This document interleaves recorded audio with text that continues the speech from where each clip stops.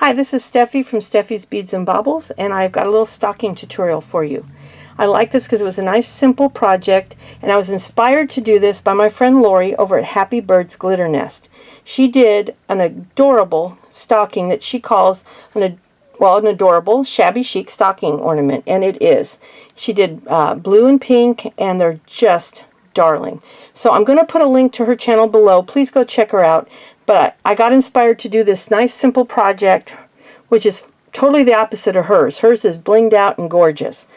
I wanted something that most people could either have the products or could get them very easily. And all of these could be gotten at Hobby Lobby. I got these sequins at Hobby Lobby, and they have them in green and they have them in white, and these are 5mm cupped. And then the seed beads, they have white, red, all these seed beads, whatever color you want. And you could do these in pink, blue, green, red, any color you want. You could do stripes if you want, but I wanted to keep this simple. So first of all, you're going to get all your materials out, and then I cut my felt. I stamp it with the cookie cutter and then cut around it. And you have to have two for every stocking. So I have my piece, and then you're going to put a knot at the bottom of your thread, and I do a pretty hefty knot. Then you're going to come up through the felt, and you're going to go back through it again, and it doesn't matter if you can see the stitch, it doesn't matter. And you come back up through it again, and that should hold your knot really well. Then you're going to pick up your sequin, and I'm going to put it in my hand so you can kind of see. Now these are cupped, which means that they're like this, they're virtually like this. I put it upside down on the table. Sometimes you have to flip them over, and you pick it up on the needle like that, so that when it gets to the felt, it's cup side up. And then I pick up a seed bead, and the seed bead is going to hold that on. So you want the cup up. And then if it's not sitting, like you can see, it's not in the corner, you take your needle and just slowly move it where you want it and go back through. And do not go through the seed bead again, because that hooks it on, see? And that's what holds your sequin onto your piece. Now I try to go really close, because this is what I'm going to do. Again, I'm going to go upside down, put on the seed bead, so that when it gets onto the felt, it's cup side up.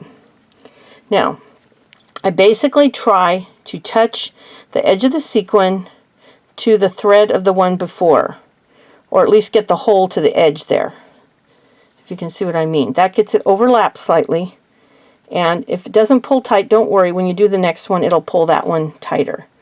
And I just keep going that way. I make sure that the the sequin is upside down, and I grab my bead, and I just keep going. Now, you can do it one of two ways. You can just fill it in, going across, back and forth, until you fill in how much space you want.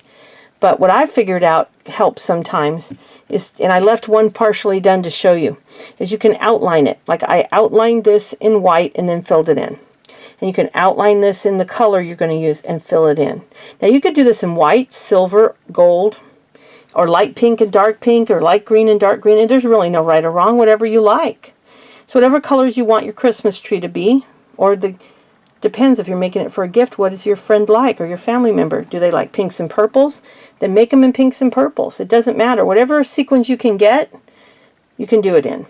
So now what I do is I try to go around. Now see, that one's a little loose, or it looks a little loose, but it pulls tighter. Once you pull the thread tight to put the next stitch in, it'll pull up, see?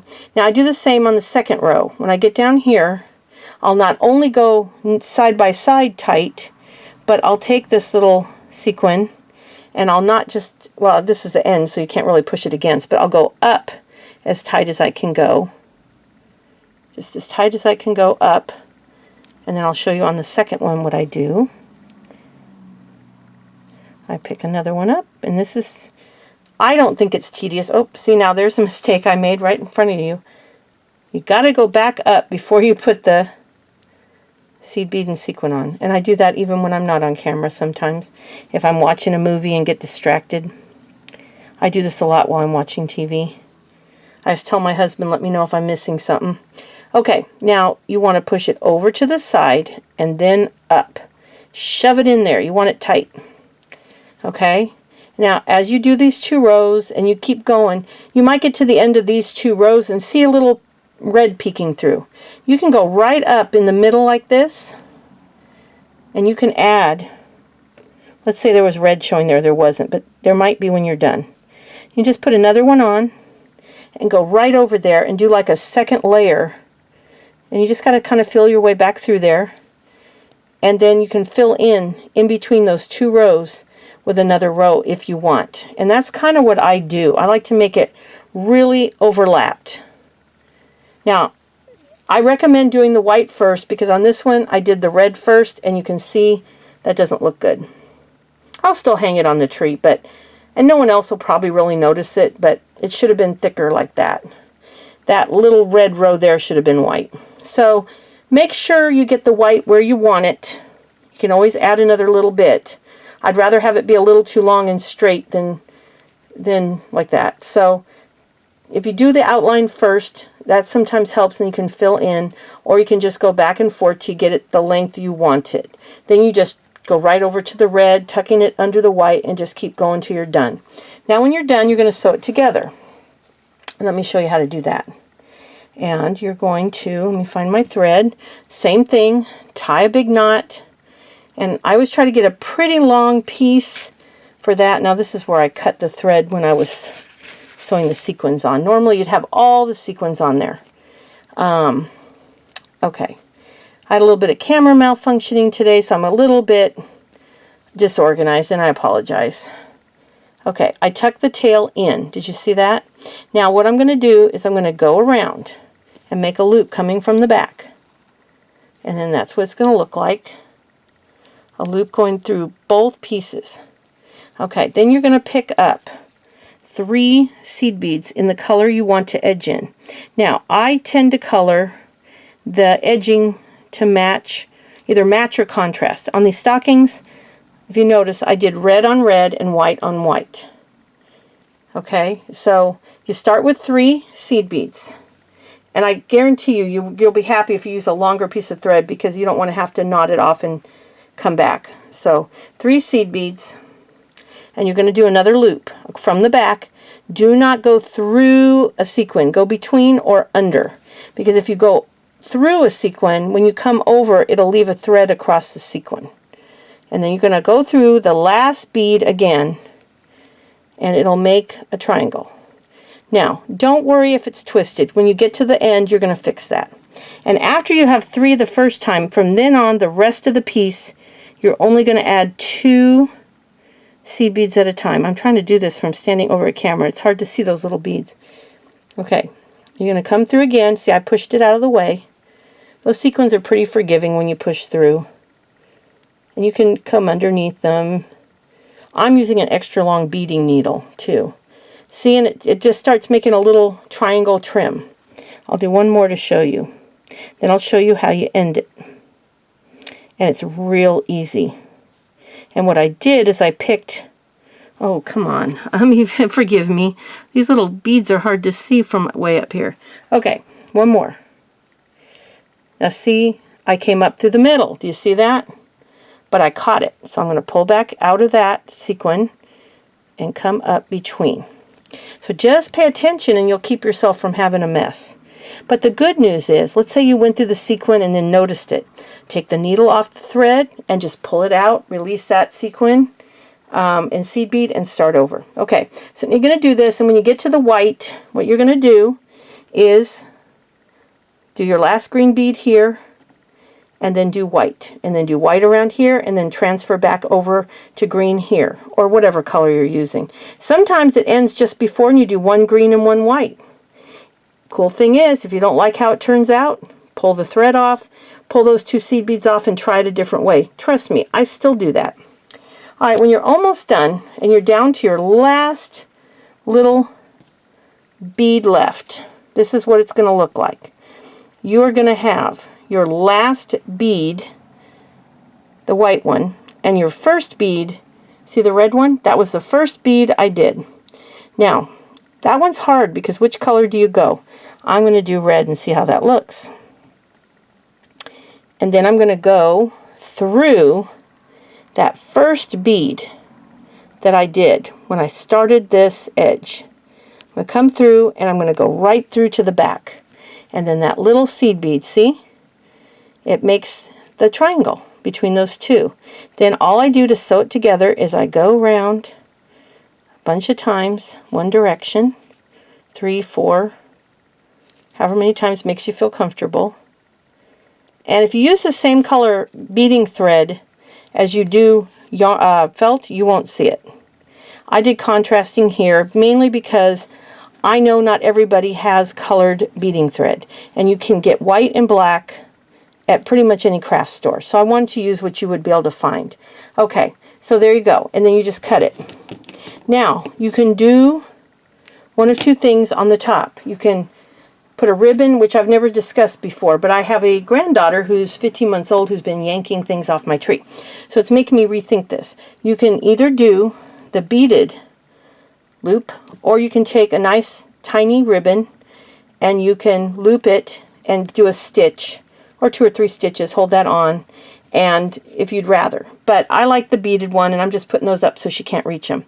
But let me show you how to do the beaded loop. It's very simple. Let me find the end of this thread, which is attached to this one. So I'm just going to cut it off so I can show you. Let me tie the knot off camera.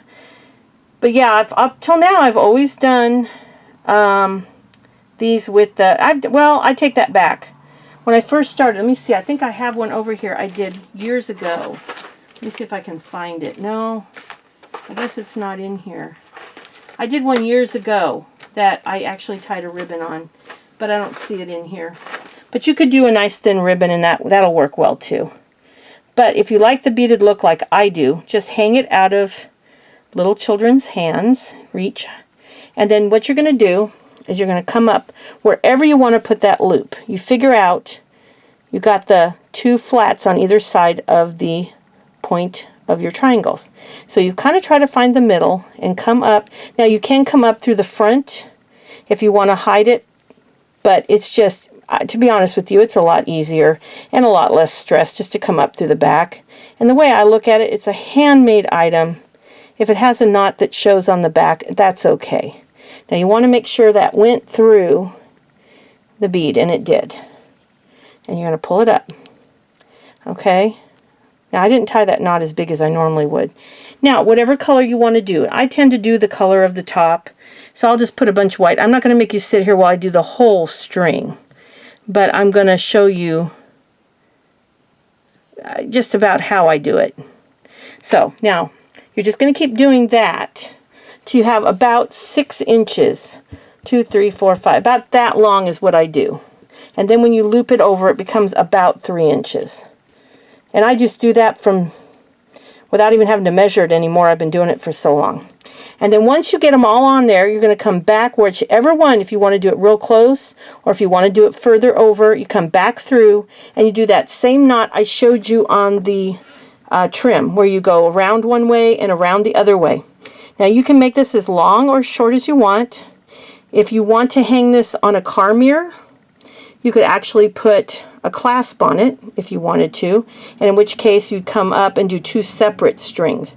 You'd go up, go through the edge of the clasp and come back down and tie a knot, put the other side on and do the beads to the same length. And I'll do a video showing you how to do that for some of the non-Christmas ornament ones, because a lot of my angels and stuff we do that on so that they can be hung on mirrors. But there's just no end to what you can do. And if you like ribbon better, do the ribbon, but I personally love the beads. But if you have small children and you're worried, the ribbon's a great way to go. You can just stitch it on there, 2 or 3 stitches, as many as you think it needs. But anyway, so that's that little guy. I hope you like it, and please, please check out Happy Bird's Glitter Nest. I really think you'll be glad you did. And I will be back soon. I've got a bunch of stuff lined up to do for you. I just had a crazy week and got a little behind, but I should be okay going forward now. So thanks again so much. I really appreciate you guys, and I'll be back soon. Bye.